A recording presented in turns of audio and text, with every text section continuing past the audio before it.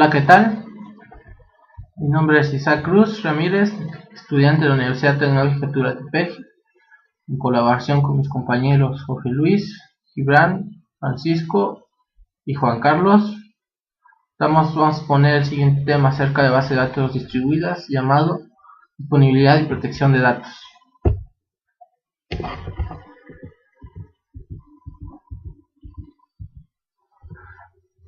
En un entorno de base de datos relacional, principalmente en el área distribuido, la disponibilidad de datos incluye que no solo los datos protejan un sistema individual en la red, sino también garantizar que los usuarios tengan acceso a los datos a través de la red. La planificación de protección de datos y recuperación después de un fallo es particularmente importante en este entorno. La pérdida de un objeto o grupo de objetos es la pérdida más común cuando sucede un tipo de fallas o factores que podrían ser falta de energía eléctrica, fallos de hardware, errores de programa, errores de programación de aplicaciones o errores de programador. Aquí con el menor mínimo, bueno, el más mínimo baja de corriente eléctrica o algo así en general, se puede perder un objeto. Esto nos queda claro de que los datos tienen que estar protegidos en cualquier momento. Ahora, existen varios métodos para la protección de estos, de programas, del sistema, de aplicación o de los datos.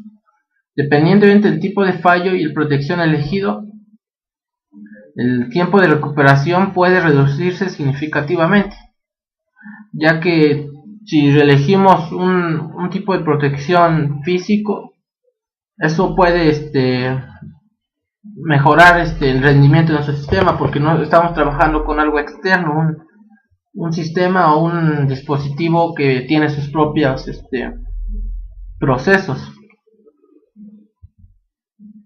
Existen dos métodos para proteger los datos, que podría ser, como les decía, en una escritura de datos en un almacenamiento auxiliar. Esto podría ser en forma práctica o fácil de entender, un disco duro externo, o un almacenamiento, una memoria, etc. Pero ojo, no estoy hablando de ese tema, estoy hablando acerca de un almacenamiento auxiliar dentro de un servidor de base de datos. También existe la protección física, como lo estaba hablando hace un momento, donde puede ser incluso otro servidor que sirva como espejo del otro, donde cada dato que se vaya llegando a un servidor sea duplicado en el otro servidor, y así ahorrar los procesos de lo que podría ser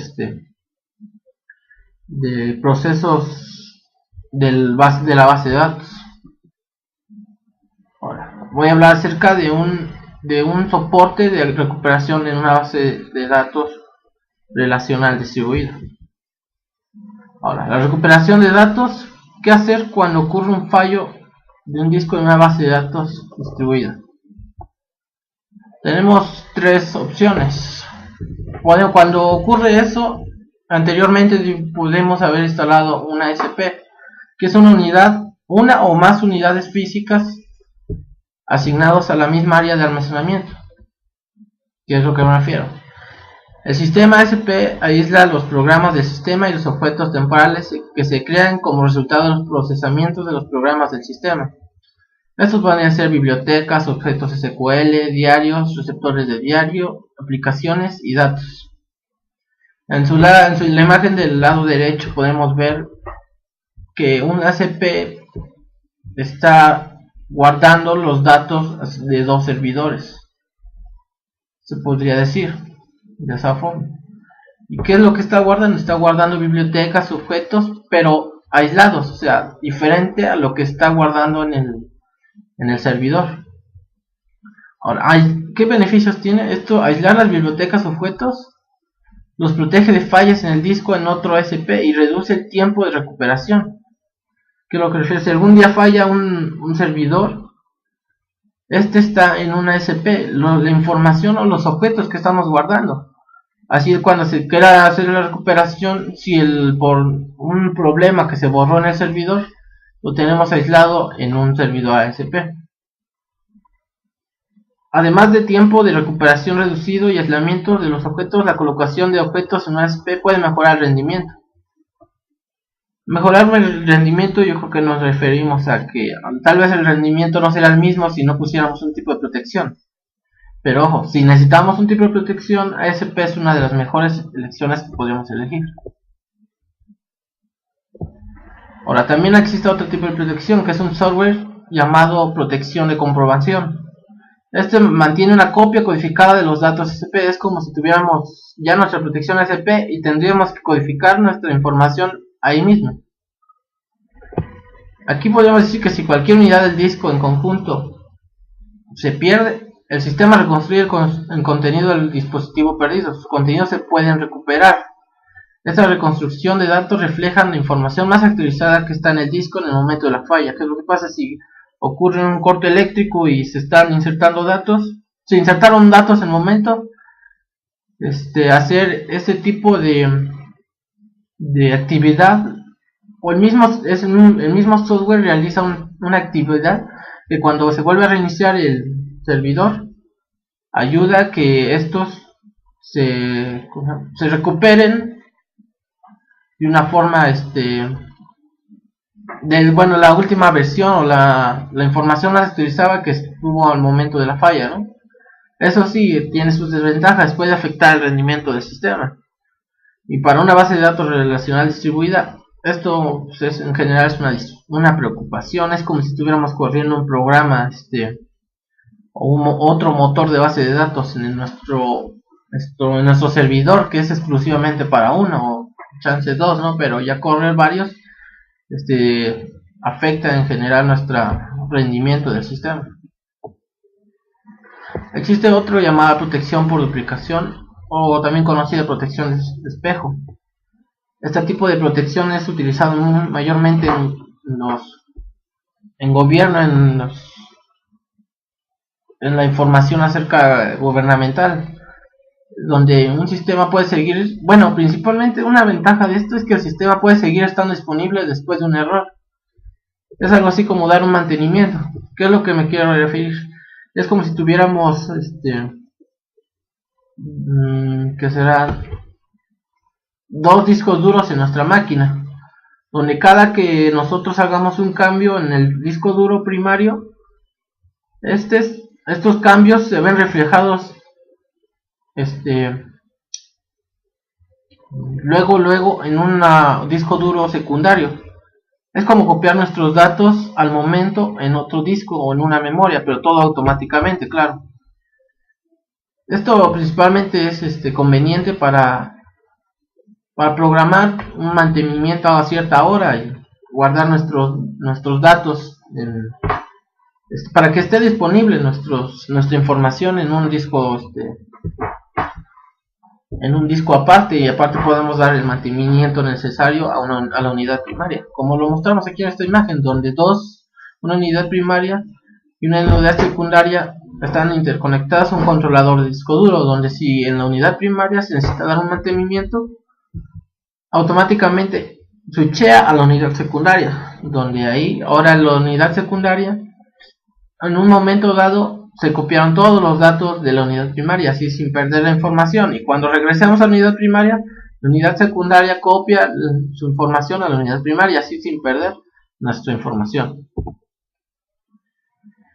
Ahora, una gestión diaria para una base de datos relacional distribuida. ¿Qué es esto? En general es una auditoría que debemos hacer nosotros como administradores de base de datos. Cuando se realizan cambios en una base de datos, los cambios se registran en un diario. ¿Qué es algo así? Es como su nombre lo dice, es un diario donde guardamos toda nuestra información que hacemos jornalmente, ¿no? Proporciona dos tipos de auditoría. Pues una llamada forwards, que es hacia adelante, donde utilizado para tomar una versión anterior de una tabla y aplicar los cambios. Backwards o para atrás se puede utilizar para eliminar los cambios registrados en el diario de una tabla. Les digo algo así como un diario, apuntar lo que hemos hecho, pero todo digitalmente, y si algún día necesitamos hacer una recuperación, ya sea con una de estas dos formas de auditoría, se puede realizar. Igual existe recuperación de índice, donde un índice en general describe el orden que las filas se leen en una tabla. Los índices en general pertenecen a un diario, o como les digo, a ese documento, puedes decir, que guardan la información que se han estado realizando los cambios. Pero ojo, también podemos perder el índice. Los índices se utilizan para recuperar la tabla si el sistema o ASP independiente termina normalmente, ¿no? Ojo, hay que tener cuidado igual aplicando seguridad a nuestros índices.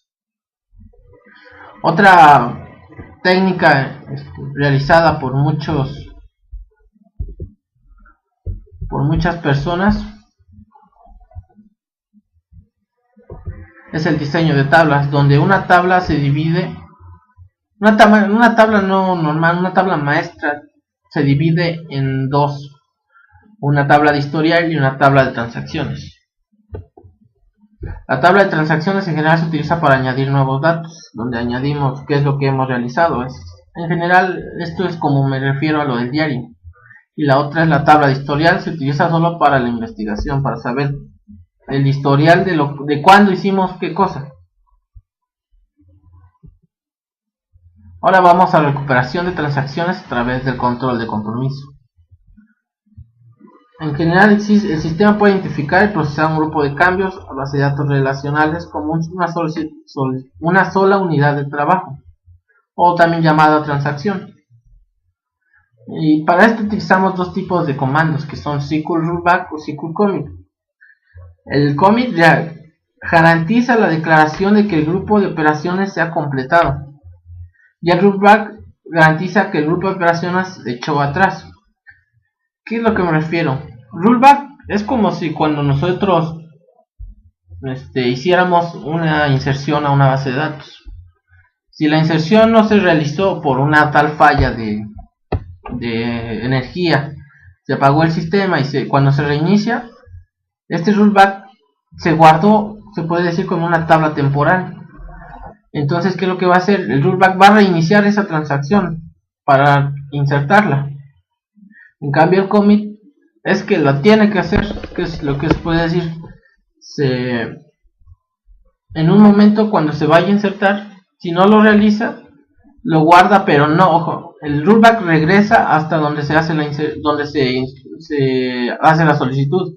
El commit se reinicia el sistema, y si no se insertó automáticamente, ya tiene guardado, se podría decir, toda la información para hacer el commit, o sea, la inserción, sin que nos regresemos. El rollback igual se podría distinguir como, si no insertaste, no insertes. Pero eso ya es otro tema. Hay 4 niveles de bloqueo, donde no, el control de compromiso, por celular no se utiliza. CHG se refiere a las transacciones alter, comment, create, drop, grant, label o rebook, entre otras, donde son las declaraciones y los registros actualizados, borrados y se inserta, se bloquean hasta que la unidad de trabajo o la transacción se completa. CS se refiere al SQL alter, comment on, create, drop, grant, label on y rebook. Las declaraciones y los registros actualizados, borrados y inserciones se bloquean hasta que la unidad de trabajo transacción se completa. Quiero saber, bueno, estos son términos un poco, casi se puede decir iguales. Se podría decir que CS bloquea hasta que la unidad de trabajo la transacción se completa. En este caso, si hacemos una inserción y por un momento se va la luz, ¿no?, en un servidor, y al reiniciarlo se hacen más peticiones. Ojo, tenemos guardada una. Hasta que no se realice la última que se había solicitado, no vamos a continuar. Es por eso que CS se diferencia de las otras. Una, se puede decir, es un entorno de lenguaje query o de lenguaje de base de datos. Y el otro, CHG, se refiere más como con la unidad de un trabajo, se puede decir, el servidor, que que si se bloqueó el servidor, no lo inicia hasta que el servidor se haya destrabado, se puede decir algo así.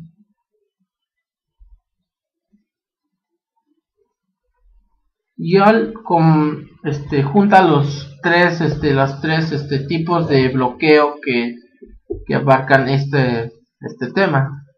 Como les dije, como un resumen rápido, no utiliza ningún control de bloqueo. CHG, por si nuestra unidad de trabajo se complete, se puede decir la transacción se complete.